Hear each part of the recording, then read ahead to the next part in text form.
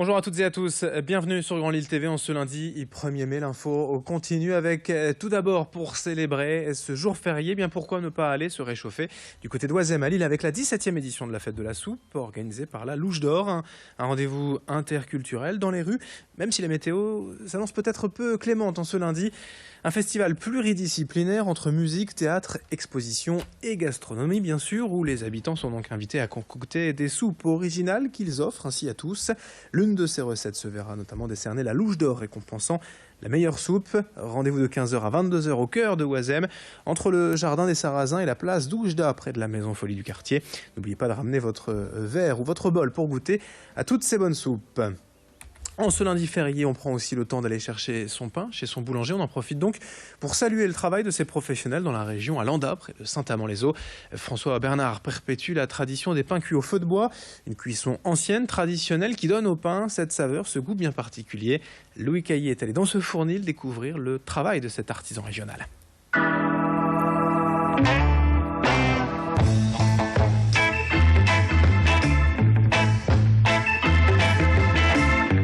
À Landa, la boulangerie Le Pain de nos ancêtres fabrique, pétrit, cuit et vend sur place depuis un siècle. Chaque semaine, ce sont 300 kilos de pain qui sortent du four. Aujourd'hui, une petite quinzaine d'employés se relaient jour et nuit pour faire tourner l'établissement. Une belle réussite et une fierté pour son gérant. C'est une boulangerie qui est centenaire. C'est la seule boulangerie du village. On a repris le flambeau de la grand-mère. Mon père a repris d'abord le flambeau de la grand-mère qui était dans les années 80 et moi ensuite avec mes frères. On ne fait que perdurer la tradition. Et la particularité, c'est qu'on travaille tout au feu de bois et on pétrit encore à l'ancienne. Un pain un peu moins développé et avec plus de goût, oui. Une texture différente. La production de la journée commence la veille au soir. En fait, on a toute la nuit, on travaille 24 heures sur 24. Voilà. À part le lundi, nos jours de fermeture le lundi. Et tous les matins, on a un camion qui part faire les livraisons, en effet, sur la région lilloise. Ouais. Seul point négatif pour François, concilier sa passion à sa vie de famille. C'est toujours compliqué. Mes enfants sont toujours en train de réclamer, comme quoi on ne fait jamais rien, quasiment rien en famille. C'est le côté négatif, mais bon, voilà, c'est le métier qui veut ça.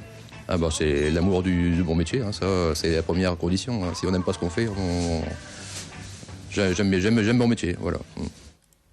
Avec quelques images également dans cette édition du 1er mai pour vous faire découvrir peut-être l'avenir du collier pour chien. Un produit connecté développé ici dans la métropole lilloise à Eura Technologies.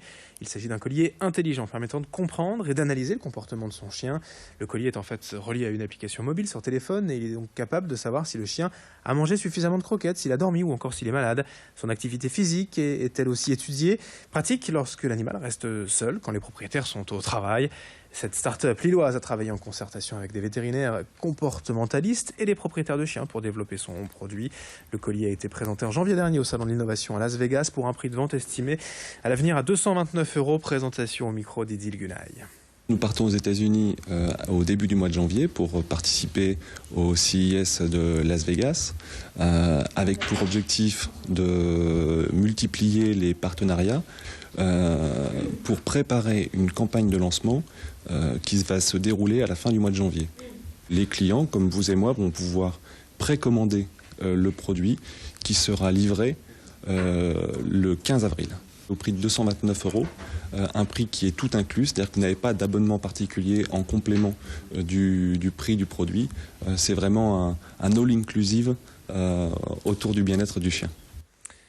Autre concept, autre produit développé ici dans la métropole lilloise, des vêtements pour les bébés prématurés. Chaque année, plus de 55 000 enfants naissent trop tôt, 1 sur 5 est même un grand prématuré. Et souvent, bien dans les boutiques, il est difficile de trouver des vêtements adaptés à la taille de ces petits bouts. Les habits pour nouveau-nés sont déjà trop grands. Et les enfants sont obligés d'être habillés avec des vêtements naissance qui ne sont pas à leur taille. Séverine Radet a constaté que les parents d'enfants prématurés sont bien souvent embêtés et a donc décidé de lancer son site site internet appelé Gaspard et Alice qui se spécialise dans des vêtements pour prématurés et jouets adaptés. Mais pas seulement, car le site propose également des vêtements classiques pour nouveau-nés jusqu'aux 3 mois. En plus d'être à la bonne taille, les vêtements proposés sur le site répondent à des contraintes spécifiques aux bébés prématurés. Le site internet est donc déjà disponible. Céline Huret a rencontré la créatrice de cette entreprise. On a fait quelque chose de volontairement très visuel et très facile à comprendre pour que justement les parents tout de suite se repèrent et puissent très facilement trouver les produits dont ils ont besoin. Alors évidemment, nous avons vraiment tenu à mettre en avant toute la gamme réservée aux grands prématurés et aux bébés qui sont pris en charge dans des services de néonatologie. Après, évidemment, on retrouve un onglet pour les petites filles, pour les petits garçons et ensuite, voilà, le matériel de puériculture, nos idées cadeaux et nos coffrets que l'on a mis en place.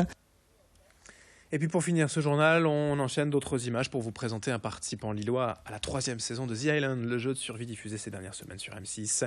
Martin, 29 ans, a participé à l'émission tournée dans le Pacifique en novembre dernier. Avec 21 autres participants, ils ont donc vécu durant 28 jours sur une île déserte en se filmant eux-mêmes pour une question de réalisme. Une nouveauté dans cette édition, cette année, hommes et femmes ont évolué dans l'aventure ensemble. Même si les participants étaient quelque peu séparés en début d'émission, Alexis Tessier a rencontré et Martin, je vous propose de le découvrir. Quand on revient en France, quand on revient à Lille, on retombe très vite dans la routine, même si on a appris des nouvelles choses sur soi, on a un nouveau regard sur la vie, etc. Mais on retombe vite dans la routine. Et donc, quand on a goûté, je pense, un peu à l'aventure, on est un peu triste et nostalgique quand elle pointe plus le bout de son nez. Donc moi, si on me repropose une aventure de cette sorte-là, tout en connaissant on va dire la souffrance ou la tristesse qui peut en découler, je dirais oui quand même, parce que du positif au final. Et c'est la fin de ce journal de cette édition ce lundi 1er mai. Et profitez bien de ce jour férié et chômé. En tout cas, si c'est votre cas, pour être auprès des vôtres, vous baladez dans la métropole lilloise. D'autres infos à suivre, notamment sur Grand Lille TV et tout à l'heure, avec Vincent Vieillard qui nous présentera une autre édition aujourd'hui, puis les prévisions météo aussi à suivre, l'infotrafic comme d'habitude. Merci de votre fidélité.